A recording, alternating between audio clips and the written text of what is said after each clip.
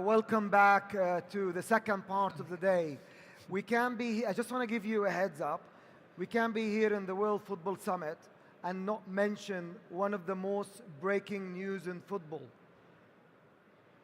All the interviews about Mo Salah, especially after Omar's Magharbil's announcement yesterday. So if you see my mobile flashing, that is probably Mo Salah is checking if this panel count to his decision making. Being an Egyptian living in the UK for 23, everyone thinks that he's my best friend. Anyways, that's aside. My name is Elrawi. I'm the CEO of Game Changers. I've spent the last 23 years of my career working with, in the intersection between sports and technology and data. I was the head of fan experience for Tottenham Hotspurs. I worked with the Premier League before. And today's session is really close to my heart because it's talking about the power and the importance and the reason of technology and data in transforming the way consuming sports and consuming football. So before I get into our speaker, I just want to see a show of hands. How many games do you watch, football games do you watch per week? 3, 5, 2, 5, 4. It's an auction. Good. The next question is the most important question. Do you watch all those games the full 90 minutes? No. And this is a reason for a good segue for our today's session, because we will going to discuss about the role of AWS from a technology perspective represented by Dave, and Khalid representing the Bundesliga and how they are adapting to all your needs in terms of the consumptions. There are people watching the 90 minutes, there are people watching the highlights, and maybe there are other people only looking at the data. Thank you very much, ladies and gentlemen, and ladies and gentlemen attending with us today. Before we get started, I'd love you guys to introduce yourself and give a quick overview about your role in the partnership between AWS and Bundesliga and what you do in your organization. Dave, we'll start with you. Oh, you want me to start with Khalid? No, I was just I was going from the end, so that way. The better question, who's a Leeds United fan? Because I'm going to exit if no one is. Any Leeds United fans? No. Kidding. Only me probably in this entire hall of people. There's only me. Yeah, Dave Mace, AWS, obviously. I work in our media, entertainment, games and sports industry vertical. My role is to kind of work with teams, leagues, federations, rights holders, you name it, that sit in that industry, and understand what their challenges and business problem. And then what we say is common sense, but we work backwards from that. We don't even touch the technology conversations at first. It's literally understanding the business. What are you trying to do? In terms of DFL, I've been involved right from the early days, to be honest, in these workshops and looking at that league and saying, what is it that you're trying to achieve? What is your kind of business mission and goals? And then saying, let's work back and break that into tech, which we'll jump into as we move along. And you cover much more than just sports. You cover gamings and entertainment as well, right? Yeah, so we're across AWS, we obviously provide tech globally for any industry, whether it's healthcare, life sciences, motorsport, blah, blah, blah. But we're also very industry verticalized, and I sit in what we call MEGS, which is media, entertainment, games, and sports. And obviously that industry has a lot of convergence these days. If we look at gaming studios are getting into content, and then film studios are getting into gaming, and then sports are looking at interactive experiences, and et cetera, et cetera. And a number of years ago, we had M&E here, a bit of sports here and games, and we just said, it just makes sense to kind of combine all this together for the use cases, the tech, the skill sets, and have that convergence together.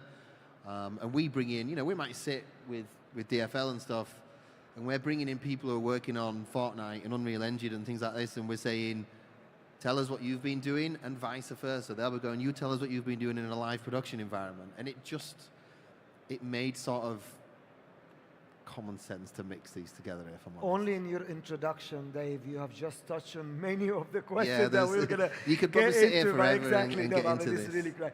Khalid, what about you? Yeah, thanks for having us, guys, and pleasure to be here. Khalid Basyuni, heading up the Bundesliga's activities here in the region. Activities covering everything from broadcast, partnerships with our existing partnerships and new partnerships, as well as marketing and fan engagement, which we will come on to later, but fan engagement is a big part of our drive and our core, and we're a fan-centric league, so everything that we do is based around the fan and what the fan needs and what the fan wants. Fantastic. To help our audience here understand about that partnership between AWS, this question to you, Dave, just can you please give us an overview about the areas and the pillars, if I can call it pillars, that you're working on with the if we saying DFL or Bundesliga, well, I mean, Khalid told me this in the briefing call. So if any one of them saying DFL is the Bundesliga and Bundesliga is DFL. So yeah, DFL, Bundesliga, same. To be honest, I've been on this. I mean, we started this partnership in 2020, and I still say DFL and Bundesliga. Yeah. And you sit there, and it was only, you said it the other day of the intertwiners. But, yeah, the partnership, as I just said, started for us in 2020 with DFL. And again, we sat with the league, and we were trying to say, what is it that you're trying to do? What are you trying to achieve? And, you know, hats off to DFL. They were very clear and very adamant back then in 2018, 2020, and still now with the same message. You know, they want to be the world's most fan-centric league. They wanted to engage in different ways. They wanted to embrace technology. They say they have, you know, 1 billion fans globally, and how do we hit them? It's with technology and scale. Again, we'll touch into it, but they kind of had a mission statement, more than one mission statement, and what they were trying to achieve, what they were trying to do. And we kind of then stepped back and said, well, how do we enable that with technology? And we looked at a real glass-to-glass approach, right from the game of being filmed and stuff, pushing out right to the fan on whatever device that may be, and then all the things around that ecosystem of the stadium, et cetera, et cetera. And then we said, okay, let's start breaking this down into work streams that make kind of logical sense. So we labeled it next level media production, next level fan engagement, and next level data and analytics. And all three of them are super intertwined to lead to a number of missions for that business.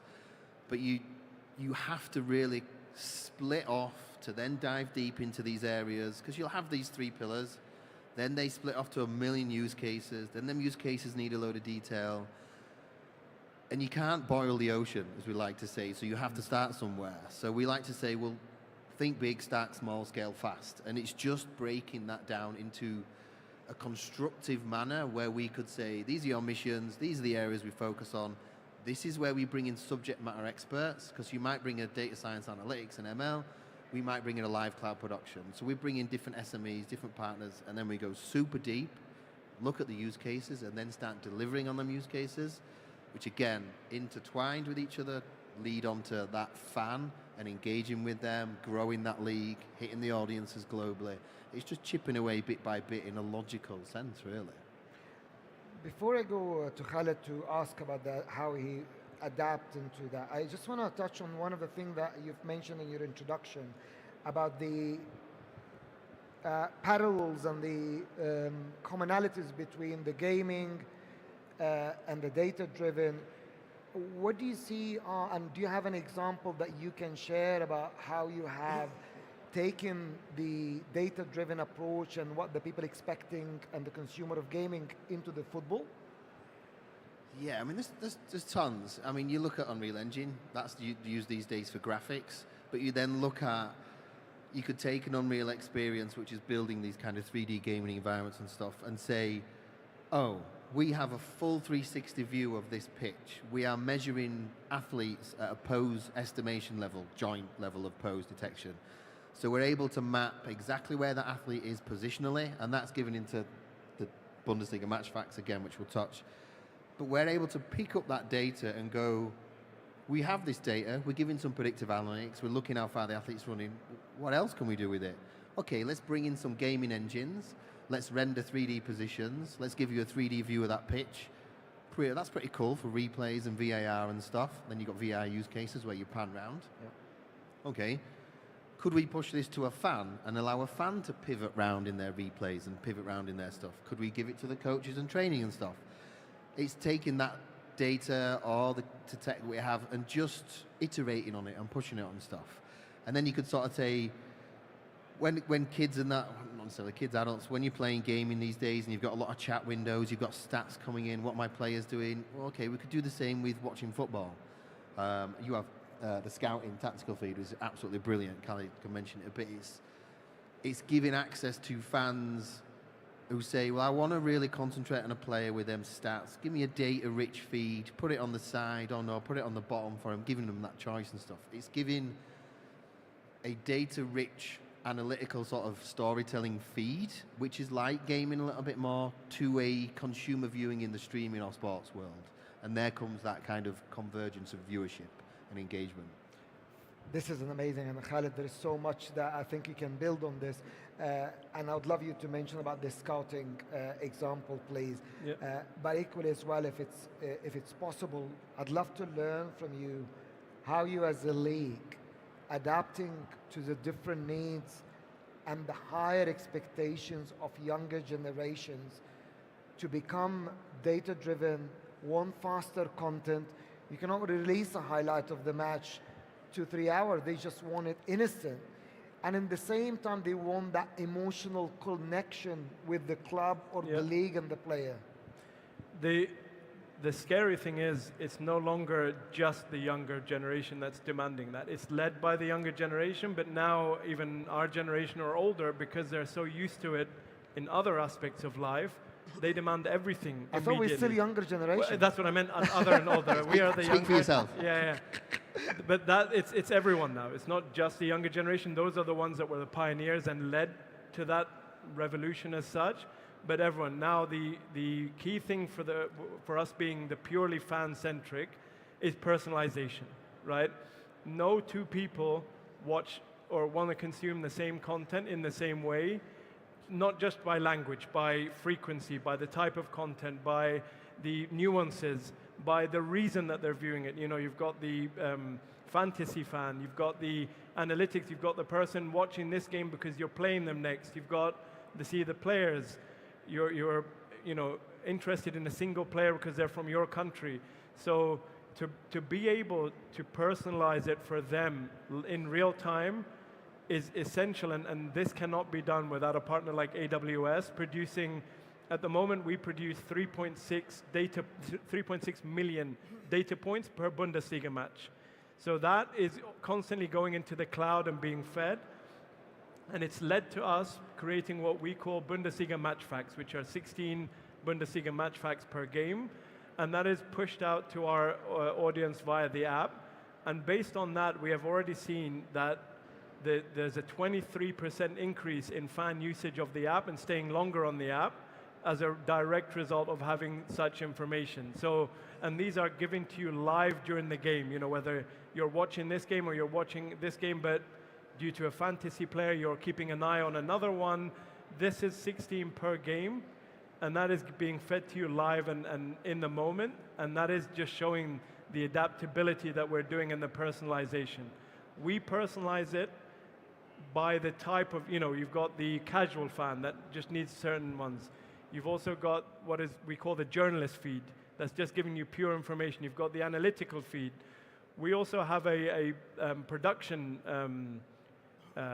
element that is very similar to the NFL Red Zone, where you have an overview, you're watching one game, but you get an overview of all of the other games at the same time.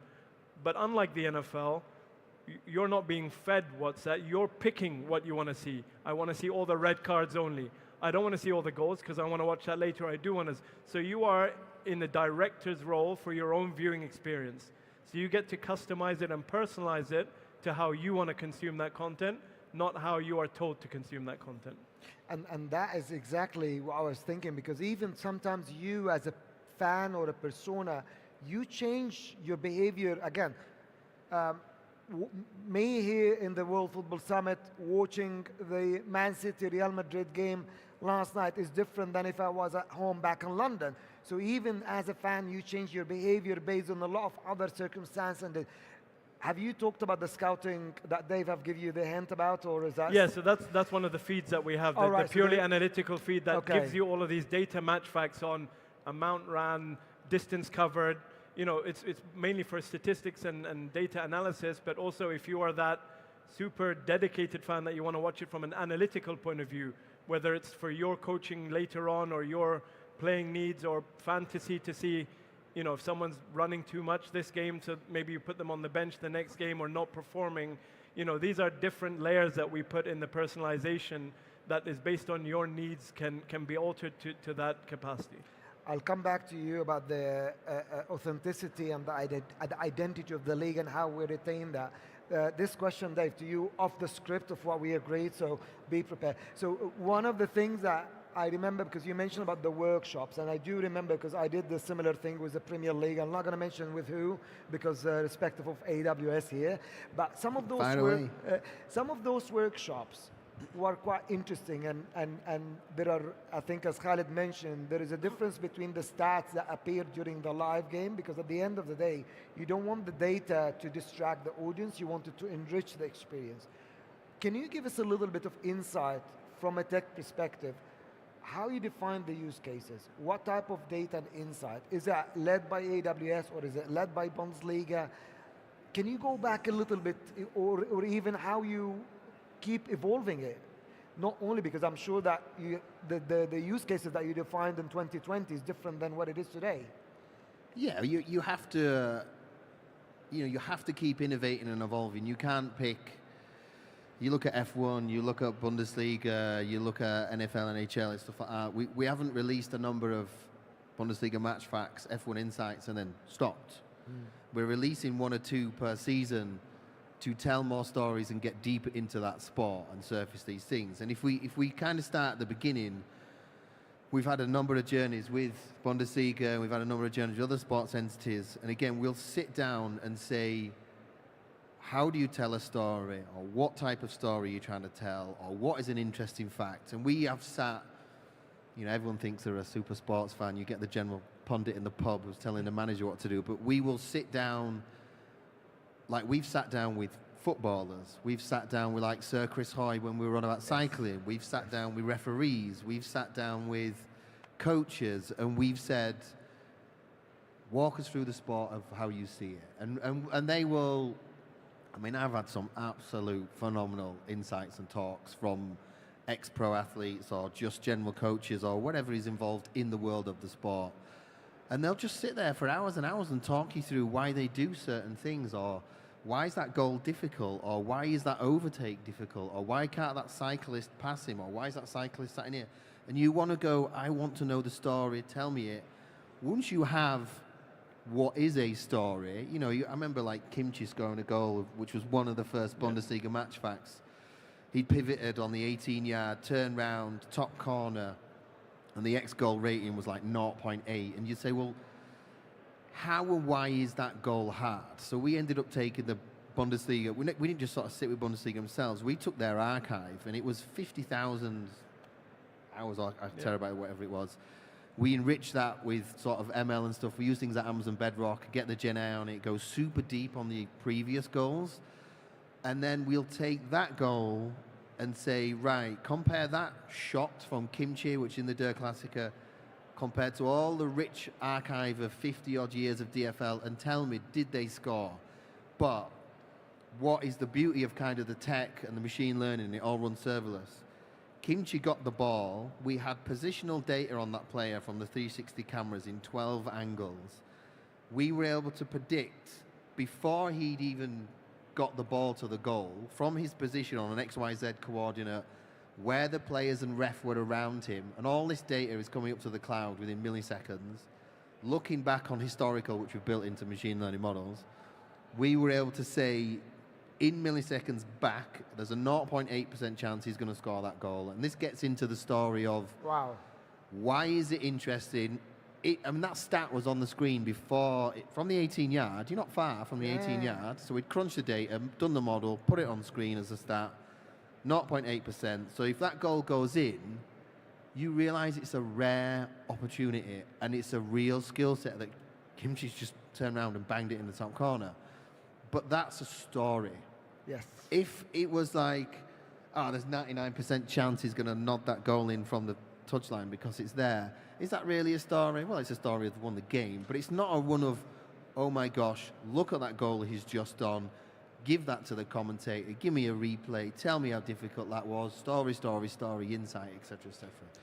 And I think that you lose a little bit of that with the number of like video games that people play, and it normalizes goals like that, you know, because they're doing that, you know, you play it 7-8 matches a night, you know, you're flicking, you're shooting, and it's a speculative shot. So sometimes it's good to bring it back to reality with real facts of how likely that was, rather than, you know, because you've done it before in a video game and such. It's kind of like beat the pros, isn't it? You know, Yeah. you look at a professional footballer and you think, oh, I could do that, and then you actually start seeing some stats of how you couldn't. Or you look at a race driver and you think, well, how fast are they going? How fast do I drive? And you need to tell stories, you need data, but you need context. Yes. So we're able to ask them what's a story, look at the data we have from archives and historical moments, surface maybe why this was difficult, and then say, okay, we have a lot of data on the history. We've built that into some machine learning models. Now when the future is coming, predictive stats, we can say, based on the past, we think this, and then you get a comparison of, that's actually a pretty tough scenario that's happened there. So just to summarize, I mean, again, I hope you guys all appreciate the amount of preparations and tech in order to get into some interesting, just one interesting insight. So what you just said, Dave, that you talk to footballers, you talk to football experts, you talk to the league in order to understand what they do, you check what you have in terms of data, and after that, even that process in real time, you are able to check the coordinates in order to give just one single insight that appears for few seconds during the game to enrich that fan experience. And that is just one example of how many insights that can appear. Is there a specific figure? We have 16 Bundesliga match facts. 16 match insights. Yeah, so 16 Bundesliga match facts. They So, obviously keep building on them throughout the Let me seasons. guess some, or win probability, or Expected goals, there's speed, there's Passes. yeah, number of passes, there's powerful shots. shot power. I think that's Should we list them all? yeah. I think that's Testing about us. the It capability. was funny because I worked as well in the most powerful shot, and that Yeah. was a very simple element of data, but everyone was so fascinated just to see what are the most powerful shots in the last season. I mean, all the stats are, even just a pass. I mean, you look at, let's look at the age-old debate of Messi and Ronaldo and etc. And if they did 500 passes and one pass was absolutely going nowhere, and Messi's passes were assists in goals, a pass isn't a pass then, is it? Yeah.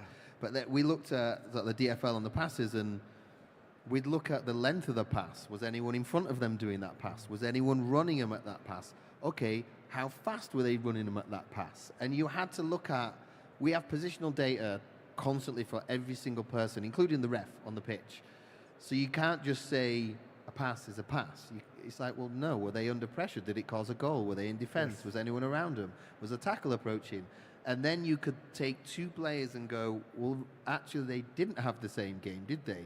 One had 80% complex passes, 2 assists, blah, blah, blah. One of them had 90% of just a 5-yard pass, and it did nothing. Complete different game, but maybe the same, the static stats, as in 500 passes each, 10 kilometers run. When you get depth to that, probably a complete different game between them players. So there is still much more even. Yeah. Right. I know that this could go on and on, and again, we're going totally off the script in terms of what we prepared in terms of question, but I hope you guys are equally enjoying this conversation as well. Khalid, I want to go into an element because the world of data and technology, other leagues may be sitting here. We have heard from La Liga, SPL were here, many, many leagues. We are living in a very connected world. But there is an element as well that the Bundesliga have their distinct brand identity, as well as SPL have their own distinct brand identity. How do you continue to use what Dave was describing in terms of what you guys are doing, while retaining that brand identity of the Bundesliga to still appeal to your local fans in Germany, as well as the fans in Saudi, in UAE, in Qatar, in Egypt?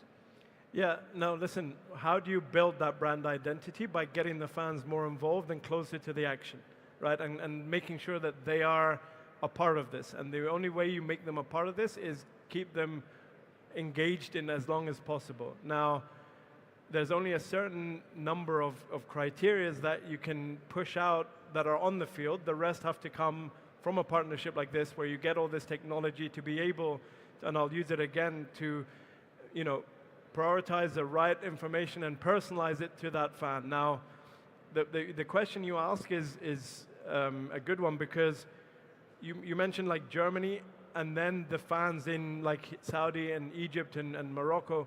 Now, the example that you spread in the two scenarios are actually very different in itself, right? So the fan base, the Bundesliga fan in Morocco and Algeria might be fan-centric, Yeah. right? Player-centric, sorry. Because the Yes. number of Moroccan and Algerians, and you know, you have the Ben Saibis and others in the league who are greatly followed in Morocco and Algeria and those likes, but might not be as relevant in, say, for example, Egypt or Saudi Arabia or the UAE. Now, it's not our responsibility to see that just because he's from the region, we'll push out all of the content or information about this singular player, right? But we also have to make it available that if you want to go and find information about this singular player, it's there available, but it's not overtaking the messaging and the core content that we're doing that is building the Bundesliga as a brand, plus all of the clubs under the Bundesliga umbrella. And how do you guys capture all this digital signals about every fans, and then you keep adapting and serving them this content and optimize and measure and change and try, and how does that work? Can you yeah, so this is the reason we get 3.6 million data points per game, and we try to house them on our own platforms, because when you're on your own platform, such as the Bundesliga app, for example, it's the only opportunity that we have our first-hand data on what our fans are doing, how they want to consume it, which is why I said to you earlier that our fan usage went up by 23% on our app. So now we know that the general fan is enticed into more of that kind of content. If we put another piece of content out, and it's all by trial and error, by the way, because you can never really know, there's no formula, there's no science, there's no handbook that tells you this will just work, or you know, just because it worked with Omar Marmoush and the Egypt and Eintracht Frankfurt connection, that it will work with the next Arabic player that you get, etc. So you constantly put out information, you put out content, whether it be stats, video, pictures, and all of that, and you notice trends within usage, notice trends within all of that information which you're constantly collecting, and not collecting for any reason other than to enhance that personal experience. So we're not here to say 10 people are enjoying this, but 2 people aren't enjoying it, so we're going to get rid of it completely or going to keep it completely. You know, we just need to make sure that everyone's getting the right segment of content that they're looking for based on the data that we are constantly reviewing and seeing.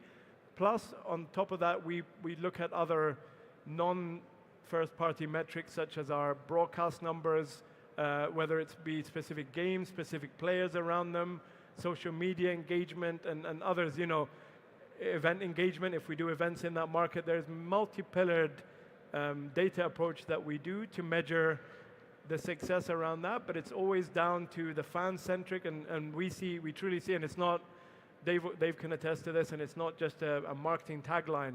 We really see the fan as our most important stakeholder, and that is the person that we have to dedicate the majority of the time focusing on enhancing their experience. I will I want to ask you as well a question. I asked Dave a question of the script, so I have to ask you one of the script. But if you are a league or a right holder sitting here, what Khalid has mentioned is so important. The most important focus point is your fan. Khalid, who owns the fan relationship? Is it the league or the club? Both, right? No, I don't know who. I'm looking at few people because I had this debate from leagues. I'm sorry, I'm distracting you. Many might know, many might not know. So our clubs are of the 50+1 ownership model. So our clubs are owned by the fans and members of the fans, And we encourage, but also, when I say both, if the fans of the clubs are going in one direction, but the league is going in another direction, it still doesn't work, right? So this is why the fan engagement and the fan journey is owned by both. There's a day-to-day aspect and a singular club aspect that the club owns that they can maintain and enhance. And then there's the league-wide aspect covering all of the, the data and things around the certain matches are owned by the league as itself, right? So we are able to provide that on a fan level to the fans of each individual clubs and to the league as a whole. And does the league own some part of, and is there, like, are there going to be fans continue to be fan of Bundesliga without choosing a club? We do have that more in international territories. We found that where there's countries where there isn't an individual brand affinity to a certain club, they tend to enjoy the Bundesliga as a whole. Yeah. Where, right now where we're noticing is a lot of fans are noticing that a lot of the global superstars right now, whether they're in the Bundesliga right now or not, have at some point gone through the Bundesliga. If we're to name some names, Jude Bellingham, Erling Haaland, Kevin De Bruyne, all of those, Jadon Sancho and all of those, have at some point gone through the Bundesliga. So I think there's a universal recognition that the quality and the training and the establishment phase in the Bundesliga is of a high quality. So even if you don't have into international territories, a strong brand affinity to one of the clubs or a dedication that you may have in your local league or any of the other leagues, at least there is an affinity to the Bundesliga as a whole to know the league means quality and it means fan-centric. There's always full stadiums, highest number of average attendance per match is in the Bundesliga. What's the percentage? I mean, it's about 93%, on average, which is great. Lowest fan price, ticket prices, but also the highest number of goals per game as well on average. So there's an element that you already know as a Bundesliga fan, as an umbrella fan. There's going to be entertainment, there's going to be atmosphere, and there's going to be the right way of doing things. Fantastic. Dave, anything before, I just want to ask you, before I switch gears into something, is there anything that you want to comment into what Khalid said, or? Yeah, he touched on something because I saw you were just... No, I'm not agreeing with everything he says. One thing that, and I can attest to it, because I've sat in God knows how many workshops with him, at the top of every whiteboard and every breaking it down and every pillar we broke down was literally the word fan. And you'd spiral off in a conversation. And even like the CEO would be sat in there and they'd pull it back and go, yeah, but how does that help the fan? Scrapped. And we would just iterate and iterate. How does it help the fan? How does it help the fan? But another thing you touched on, Mikhail, there was trial and error, trial and error, trial and error. And you will get companies that just procrastinate forever. And they were like, is this a good idea? Does it make sense? Can we take the risk? Does it help the fan? Yes, go do it. And we would literally just go build with their team. And then we'd have a feedback loop, we'd measure, we'd iterate. Does it work? Yeah, okay, scale it out. Does it work? Maybe we need to tweak it, let's pull it back. Yeah. But they would go and try, rather than going, we're not sure. Well, you're never going to be sure if you don't start. And actually what you just mentioned is very right, because a lot of the work that I have done as well in the fan experience, sometimes the biggest challenge is internally, because the fan experience ownership is distributed within the organization across different departments. You got a fan experience department, you got a marketing department, you got a sponsorship department, you got match day operation. Everything, and others probably I haven't mentioned, every single one of them, as you just mentioned, they do have a role to play in that fan experience. If you're not mapping it, if you don't understand the the connection between each one of them, that you're not becoming a truly fan-centric. Right, I'm just going to be conscious of time. So David, there will going to be a lot of clubs, leagues, federations that are interested to start that journey. You talked about the workshop, you talked about how you worked with the Bundesliga. What would be the advice for somebody sitting here in the audience or watching us online, would like to start that journey, where they can start from, how they can start it? If you can give us your kind of advice for those watching and listening to us. Is it not working now? It was on. It's just talk to us at first. I mean, we could sit here and go, oh, we use Amazon Bedrock and Gen AI to this and blah, blah, blah. We won't get into the tech at first. We will sit there and say, what are you trying to do? It's just simple terms. Talk to us. What are you trying to achieve as a league, a team, a rights holder? What are your business challenges? What are your commercial challenges? What are your aspirations and goals? And we sit and we map that backwards. You know, we call them working backwards in Amazon. It's one of our innovations of culture of, we take it from the .com side of years and years of iteration and innovation of, well, how did we do that? You know, in the early days with Jeff. Well, we worked backwards from the problem, and we took these mechanisms and we brought it out to our customers and said, what we've learned in years of scaling that side of the business, we've brought into our side of the business, and we now bring to you. And we just say with customers, or even if you're not a customer and you're looking to maybe build with us an interest, sit down and talk to us. We have industry teams, like we hire from industry. We have ex-pro footballers work for us and athletes. So we sit in a room, we know your business, we have them conversations. You will know the intimacies of your individual side of business. You know, I might know football. Did I really know the details of the German side of the football? No, because I knew British football or whatever. So then we'd say, well, give us that nuances and what makes sense. Then we start to map things out of what you want to do, and then we jump into how do we do that with tech. But if you don't start the conversation, you don't know what you don't know, and then you will never go anywhere with that. So come and speak to Dave if you're interested in starting that journey. Speak to your tech partner. But I think, as you mentioned as well, very important. It's very important that you have a vision, you have a strategy, you know what you want to achieve. Hopefully we're going to have time, and I might, if you have any questions, I might come and take some questions from the audience. So we'll try to leave a couple of minutes. So prepare your questions to Dave or Khalid. Khalid, you started in 2020. That is 5 years ago. I'm sure it was not all like rosy and amazing and a smooth journey. It was, yeah. On a serious note, so the benefit here is it started due to a need. Obviously, 2020 was a year where we needed to get stuff, content and things out and everything like that. But if you look at it, and I'm not just saying this because he's here or they're here, they're a partner of ours, where we were in 2020 and where we are now, in my opinion, is more than 5 years worth of advancements and technology we've got out in that time. So the speed we were able to work with AWS and developing everything is way ahead of any projected track and projected timelines as such. And this is a benefit of trial and error. Just as good as they are in developing something that works, they're also as good as identifying with us something that doesn't work and pivoting away from it, rather than wasting too much time there or not doing anything like that, but finding the channels that do work and going down them and staying on that path. There is still another part for that question, but I have to explain. I'll have to explain, which is something that I mentioned.